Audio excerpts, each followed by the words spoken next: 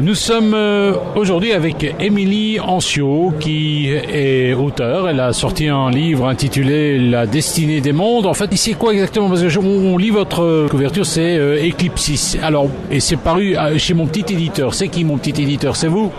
Alors non, mon petit éditeur, c'est pas moi. C'est une maison d'édition en France, à Paris, qui travaille avec les imprimeurs Publibook. Et donc, c'est une édition participative, en fait. Donc c'est pas tout à fait du compte d'auteur et c'est pas tout à fait du compte d'éditeur, c'est entre les deux. Voilà, c'est un milieu entre les deux. On a les avantages de l'un et les avantages de l'autre. D'accord. Alors votre livre, c'est 2 tomes, je crois. Hein. La destinée des mondes, ça raconte quoi? La destinée des mondes, en fait, c'est un mélange de 2 genres. C'est un genre un peu science-fiction et un genre un peu fantastique. Science-fiction parce que je traite du passage entre les mondes et du voyage dans le temps.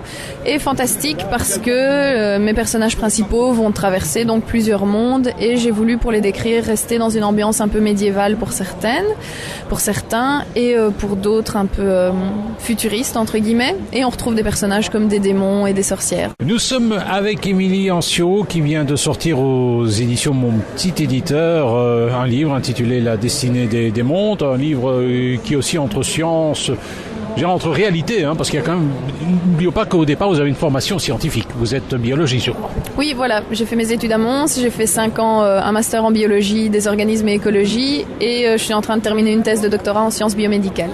Sur un thème un peu particulier, la maladie d'Alzheimer, c'est ça? Oui, sur le diagnostic par IRM de la maladie d'Alzheimer en fait.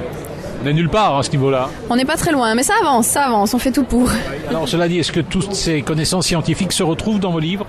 Non, pas dans celui-là en tout cas. J'aimerais bien par la suite, j'ai un projet pour faire un livre plus sur le plan scientifique, mais là non, je suis restée dans l'imaginaire complet. Nous sommes avec Émilie Ancio, jeune auteur. Vous êtes de quel coin ici? De Mons. De Mons même, hein. Alors vous avez sorti un livre, 2 tomes, hein, La destinée des mondes, c'est paru aux éditions Mon Petit Éditeur. Alors qu'est-ce qui explique le fait que ce genre de littérature, qui est aussi entre le fantastique et la science-fiction, ça marche, ça plaît?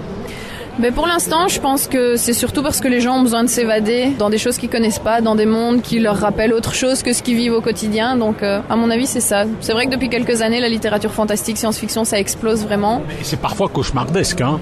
Parfois, oui, c'est vrai. Est-ce que votre livre est cauchemardesque? Est-ce qu'il y a des passages qui font peur? Il n'y a pas de passages qui font peur. Il y a des passages qui sont un peu plus sombres, un peu plus difficiles pour les protagonistes, mais sinon, non. C'est du fantastique.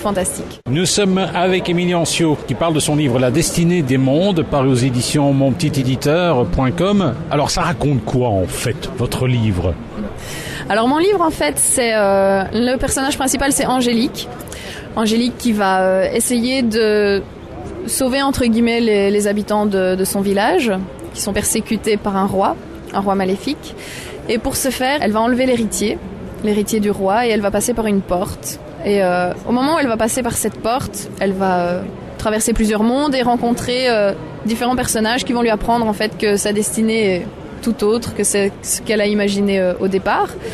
Et donc voilà, elle va rencontrer différents personnages, certains qui vont l'aider et d'autres qui vont lui mettre des bâtons dans les roues entre guillemets. Et au fur et à mesure, elle va faire des rencontres et elle va apprendre que sa destinée est particulière et en rapport avec l'Eclipsis. On se retrouve dans le monde médiéval mais aussi dans le monde actuel? On a un rapport avec la planète Terre, oui, par un des personnages secondaires en fait. Nous étions aujourd'hui avec Émilie Ancio, jeune écrivaine. Elle a sorti un livre intitulé La destinée des mondes, paru aux éditions Mon Petit Éditeur. Alors vos projets? Mes projets, c'est de travailler sur le tome 2 et de travailler aussi sur d'autres projets. J'ai une romance en cours et... Une romance, oh. Une romance paranormale pour adultes. Donc c'est... Alors il faut savoir qu'à un moment donné, vous aviez envie de faire un doctorat non pas sur Alzheimer, mais sur les langues des serpents. Oui, j'ai toujours aimé les serpents et donc j'ai fait mon mémoire sur le mouvement de la langue chez les serpents. Et puis on m'a dit que ça n'était pas très porteur en Belgique, donc j'ai switché vers un sujet plus d'actualité entre guillemets et plus utile aussi. Et votre serpent préféré, c'est le python? Le python royal, oui. Qu'est-ce que vous lui trouvez au python royal? Il est beau. Il est beau. Un peu agressif, enfin quand il a mangé, ça va. Hein. Oui, ça va, c'est raisonnable. J'ai pas encore été mordu, en tout cas pas par celui-là, donc... Vous avez côtoyé des serpents comme ça ou... J'ai travaillé au parc Paradisio, à la SBL Carapace, pendant mes études, et donc, oui, je m'occupais de tout ce qui était reptiles.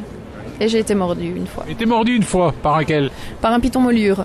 Oui, mais attention, c'est une morsure qui n'est pas venimeuse. Non, non, non, c'est pas venimeux. C'est C'est juste, une morsure quand même. c'est juste très douloureux. M'en doute. Hein. Si vous avez travaillé avec un cobra, là, à mon avis, ça aurait été autre chose. Non, ça, on n'avait pas accès au venimeux. Heureusement. Merci.